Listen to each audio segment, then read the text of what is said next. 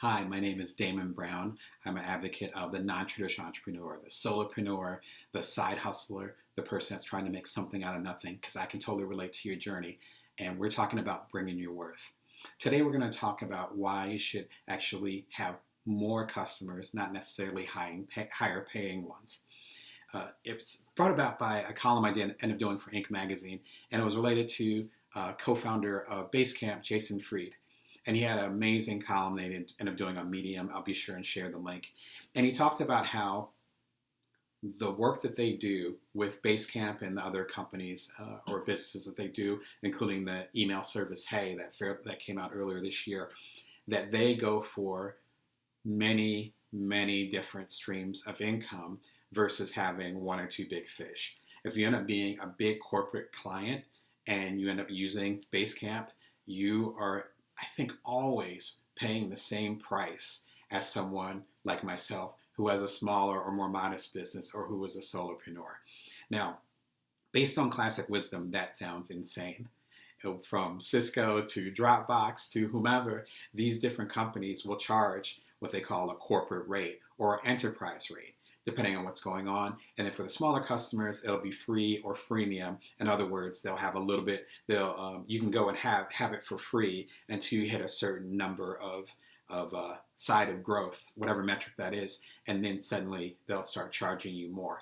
But for the most part, the enterprise clients end up paying for the smaller guys who are also on the platform, therefore they can make it freemium for them. They're not doing that model at all. It actually kind of makes sense. And there's three big reasons for that. If you're doing your independent business, why you should consider having many, many little fish or different fish versus one big one. The first one is diversifying your income streams. And so that's really important because if you're having one particular big fish and things end up changing or the environment changed, then you're in trouble. With my own business, I actually have probably about between 24 and 30 different streams of income. I have 25 books. My 25th is going to come out. It's called Build From Now. It's actually going to be coming out in January of next year, 2021. And so that book ends up having each of my independent books, which my independent books have been, this will be my seventh independent book in a row. These books end up being manufactured or published through me, through a publisher, but actually manufactured and sent out through me. So it's semi-independent. I end up having audiobook versions of them. And then I also have the Kindle versions of them. But then I have the Build From Now t-shirt, which I just did. I also have the Bring Your Worth mug, which just came out when Build Your Worth came out a year and a half ago. And so I have all these different products and services and other things. I also do coaching. I have a column with Inc. magazine at inkdamonbrown.com. So I have that. Each of these are different trickles. And so sometimes they're really high, sometimes they're really low. Sometimes they're nickel, sometimes they're extremely high. I know when I did my first major independent book about the iPad, and I did that when I lived back in San Francisco, some of the months it was successful enough. It was a #1 book on Amazon, and so some of the months were so successful, I was able to pay my San Francisco rent with it. That's just one stream of income on top of the other things that I was doing at the time. My whole point is that when you diversify, then you can handle the ups and downs, and you're not overly dependent on a particular thing. The second part is I do want to emphasize not just diversifying to have different streams of income, but also, again, to avoid the overdependence. I know so many folks, I've been a freelancer I just had my 2-decade, 20-year anniversary a few weeks ago around Labor Day. So I've been freelancer for a very long time. I have good friends and colleagues that are freelancers, journalists, musicians, artists, etc.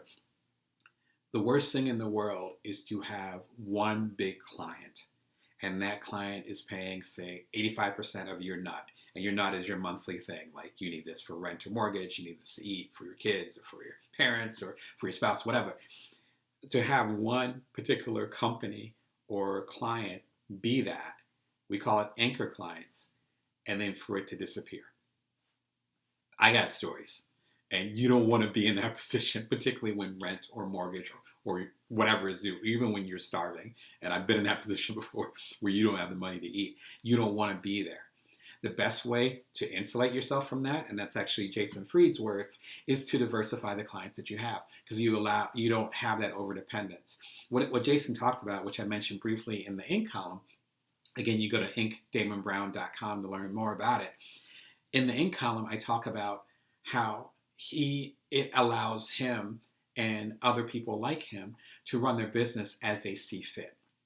So for instance, if you want to go in this direction with your company and your major client is going to like it, then you're not going to go in that direction, correct? But if you have a whole lot of smaller clients, then you're able to take things to the next level and move much further. The last thing, which is super pertinent, again, September of 2020, is you're able to avoid black swan incidents. Black swan is from Nassim, I forget his middle name, Talib, and it's from his book called Black Swan. And it's about these incidents that happen and that change in the world, but you don't see them coming. Obviously, we're in the middle of a pandemic right now, hopefully getting towards the end, again, as of fall of 2020. People could not see this. This was not predicted. People said a pandemic can and will happen. We just didn't know when. We didn't know it was 2020. Even Bill Gates and other folks didn't know when it was going to happen. So scientists knew it was going to happen eventually. They just didn't know when. We certainly didn't know when, as far as the general public. So what happens? I do public speaking. I do coaching. I do journalism. My background is journalism. And people in all these fields are suffering. I know folks that have had their main business cut by, no exaggeration, like 80, 90%, and they have no idea what they're going to do. When you diversify and you have a lot of perhaps smaller paying customers, relatively smaller paying customers, then you're able to lean on different things. My diversification has allowed my business to be steady, if not go up a little bit. I am very fortunate because of the work I do. A lot of it is virtual. The one-on-one coaching that I do, I have clients all over the world, so it's a lot of doing like I'm doing right now and talking with you over the internet. The virtual speaking, I was doing that before it became required with the shelter in place this year. And so there's ways that I kind of leaned into it as well. So you can't predict when that black swan's going to happen. That's what makes it a black swan. But if you diversify, then you can allow those things to happen and still, at minimum, stay afloat, because you're not dependent on one thing. For instance, if you're a public speaker and the only thing you want to do is stand on a stage, you literally cannot stand on a stage. You cannot leave America in most cases, and most countries will not accept you to stand on a stage. So if you're an international speaker, you're going to have to figure that out real quick. But if you diversify what you do, then you're able to go further. And so now a lot of people are trying to diversify after the fact, which is a heck of a lot harder. If you want more insight as far as discussion with why you should have more clients versus just having higher paying ones, you can go to my Inc. column. I do it regularly. I have 500 columns on there as of this date, which is crazy, but I've been doing the column for 5 years now. You can go to inkdamonbrown.com. It's free for right now. I think they're doing a paywall, but for right now, get on there, enjoy that stuff, and it's ad supported, so you don't have to worry about that.